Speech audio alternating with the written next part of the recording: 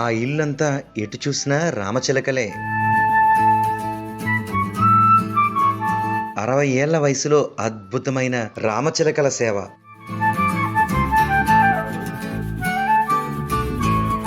తుని రామకృష్ణ కాలనీలో 15 ఏళ్లుగా పక్షులకు ఆహారం పెడుతున్న పెద్దాయన.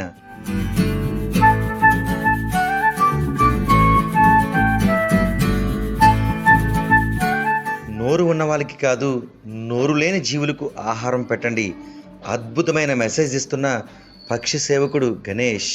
ప్రతిరోజు పక్షుల కిలకిల సందడి.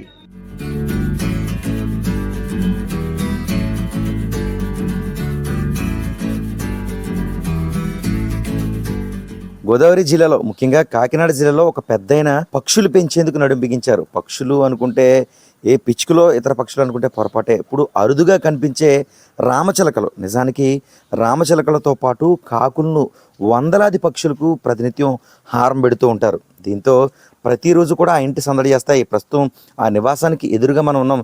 చూడొచ్చు, చక్కగా ఒక గోడపై వరుసలో చక్కగా అవి ఆహారం తింటూ ఎంతో ఆనందంగా గడుపుతున్న పరిస్థితి మాత్రం కనిపిస్తుంది.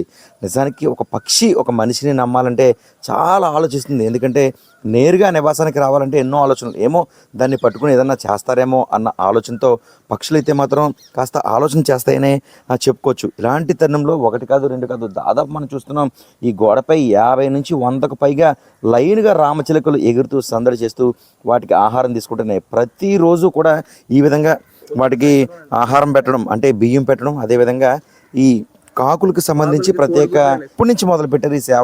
ఓ 10 సంవత్సరాల పైన అవుతుందండి సార్. మేము ముందు కాకులు పెట్టేవాళ్ళం అండి. తర్వాత కుక్కలు పెంచామండి. కుక్కలు పెంచడంలో మళ్ళీ పిల్లులు ఎంటర్ అయ్యారు. మొత్తం వాటిలో అవన్నీ మేము 15 సంవత్సరాలు చిలకలు ఎప్పటి నుంచి 10 సంవత్సరాల పైన అవుతుందండి.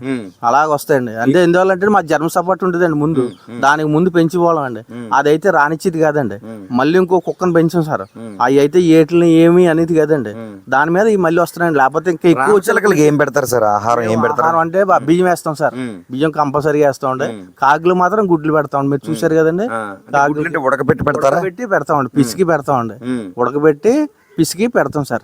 మీరు చూసారు కదా. అంటే ఒక కుటుంబ సభ్యుల మాదిరిగా ఇక్కడ మీరు మేము వస్తే ఎగిరిపోతున్నాయి, మీరుంటే ఉన్నాయి ఏంటి అసలు? అంటే ఏముందండి, వాటి మీద అభిమానం అండి. ఇప్పుడన్నా జరే ఒక అయినా ఎటకారం వాడాడని ఇచ్చాను కానీ లేకపోతే ఇవ్వనండి. ఎందువల్లంటే ఒక అతను ఎటకారం వాడాడండి.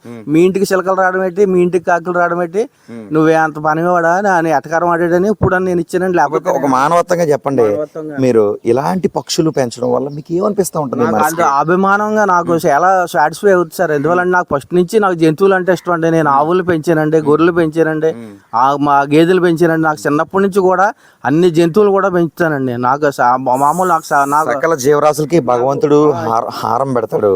అయితే ప్రజలకు ఏం చెబుతారు ఇలాంటి పక్షుల్ని పెంచాలి?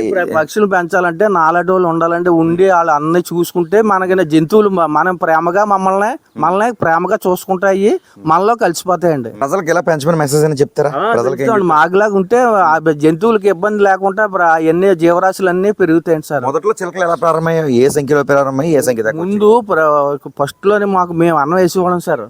అన్నం వేస్తే తర్వాత అండి బియ్యం వేసేవాళ్ళం సార్. బియ్యం వేస్తే అలా స్టార్ట్ అయ్యండి. అలా స్టార్ట్ అయ్యి ఇప్పుడు ఈ రకంగా వచ్చేసారు. ఇంకా భవిష్యత్తులో ఇంకా ఎక్కువ అవుతాయని మేము చూస్తున్నాం సార్. హారం పెట్టేటప్పుడు మీ చేయి దగ్గర తాకడం అలాంటి ఎప్పుడైనా జరిగాయి సార్? అలాంటివి లేవండి. ఇంకానే అంటే కొంచెం భయం పడతాయి కదండి. పట్టుకుంటాము భయపడతాయి కాబట్టి అలా చేయమండి. కాకులు మాత్రం దగ్గరకు వస్తాయి సార్. కాకులు మా దగ్గర ఉండే పెడతాయండి కాకులకి. ఈ పిల్లులు కూడా అలాగే చేస్తాయి. అద్భుతమైన నారాయణ సేవగా భావిస్తున్నారా? అంతేనా? ఆలయాల్లో చేస్తారు మీరు? అలాగే నారాయణ సేవ కదండి ఇది. భద్రకాళి అమ్మవారి సేవ చక్కగా చేస్తుంటారంటే ఏం చేస్తారు? శుక్రవారం పూట ప్రసాదాలు పంచి పెడతాం సార్. అది కూడా మా సాంబగారు ఉన్నారు కదండి. ఆ సాంబగారు దయ వల్ల నేను మొత్తం అన్ని గుళ్ళకి అయినేస్తారండి. డోనర్ కూడా అయినేనండి సాంబగారు అండి. నేను మాత్రం ఓన్లీ సేవ చేస్తాను సార్. సాంబగారు మాత్రం 3 గుళ్ళకి కూడా, భద్రకాళి గుడి, ఆంజనేయ స్వామి గుడి, శివాలయం అయినే మొత్తం 3 వాటికి కూడా అయినే డోనర్ అండి. ఇది మొత్తానికి ఒక మాటలో చెప్పి చూసే ప్రయత్నం చేద్దాం. నోరు లేని పక్షులకి ఆహారం పెడితే దేవుడు వరాలు అందిస్తాడట. సకల జీవరాశులకు కూడా శ్రీ నరసింహస్వామి ఆహారం పెడుతూ ఉంటారు.